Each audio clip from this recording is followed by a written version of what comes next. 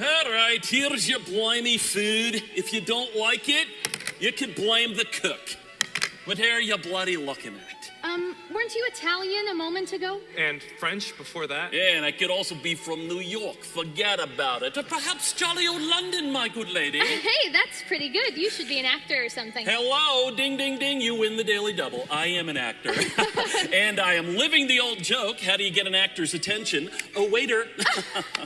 Yes. Well, we'd love to come see one of your plays sometime. Oh, well, don't hold your breath there, Pumpkin, because I have given up on that dream. Why? You really want to know? Okay. I will spare you two the hundreds of hours of blubbering I spent with my therapist. Give you two the Reader's Digest version. It was about 6 months ago. I was at an audition for the part of Tony in West Side Story. I love that show.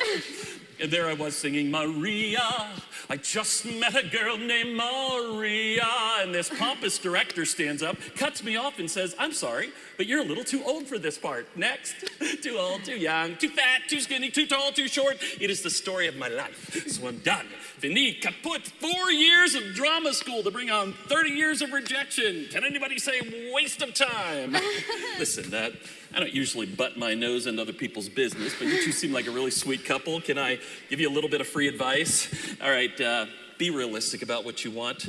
Because when you get to be my age, you realize that all the hopes and dreams you had when you were young and in love, they're just some kind of a trick, some kind of cruel twist of fate that ends up leaving you bitter and frustrated and pessimistic.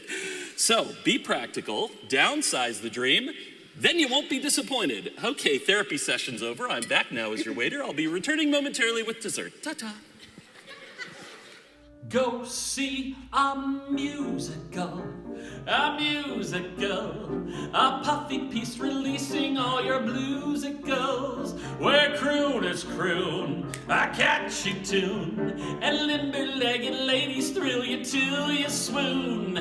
Oohs, ahs, big applause, and a standing ovation. The future is bright if you can just write a musical. Some make you happy, some make you sad. Some are quite big, some quite small. Some are too long, some are just plays with song. Some musicals have no talking at all. No talking at all? That's right, there's no talking.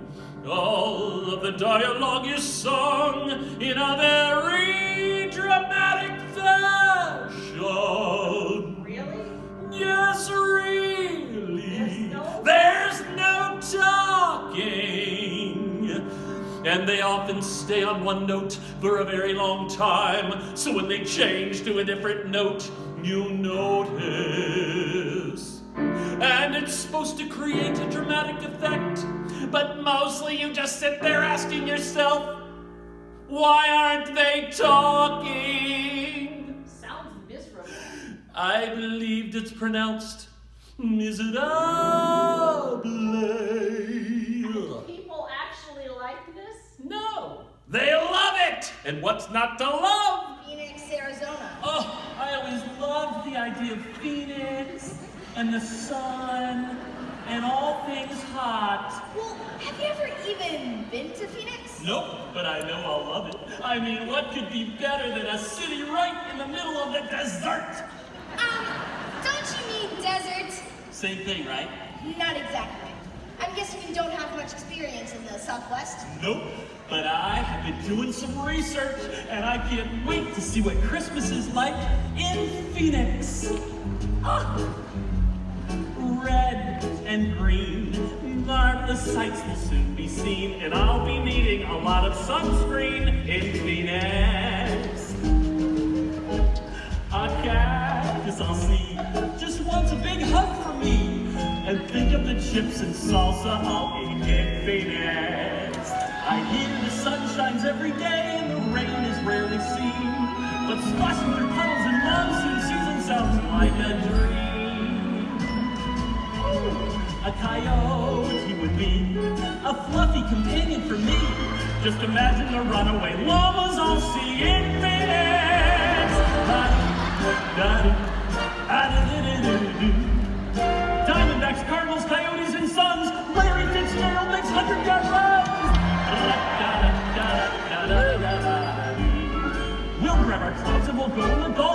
go to Sun City to play with the old farm-friendly people. When I arrive, I think I know just where I'll go. I'll visit Tent City to have some bologna with Sheriff Joe. There's a new sheriff in town. Oh, the sky will be blue unless there's a killer haboob. And I'll finally do what frozen things do in Phoenix. Will he be okay? Don't worry, it's a dry heat.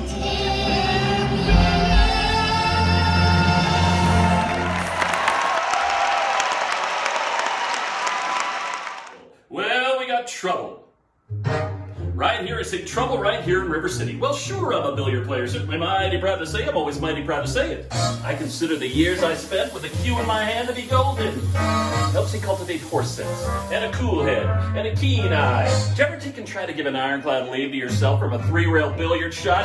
But just as I say, it takes judgment, brains, and maturity to score in any ball-blind game. I say that any boob can hit and take a ball in a pocket.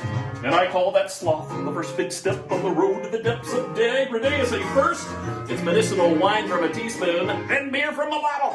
And the next thing you know, your son is playing for money in a pinchback suit. Listening to some big out-of-town Jasper, hearing him talk about horse race gambling. Not a wholesome trotting race, no, but a race where they sit down right on the horse.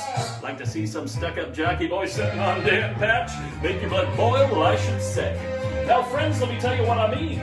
You got 1, 2, 3, 4, 5, 6 pockets in the table, pockets that mark the difference between a gentleman and a bum, with a capital P that rhymes with P that stands for pool. Wash your hands.